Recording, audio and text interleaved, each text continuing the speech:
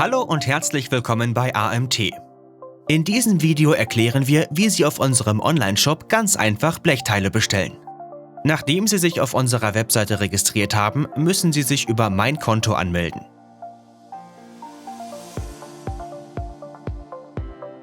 Sie befinden sich nun in Ihrem Kundenkonto. Um ein neues Projekt anzulegen, klicken Sie auf Projekt erstellen.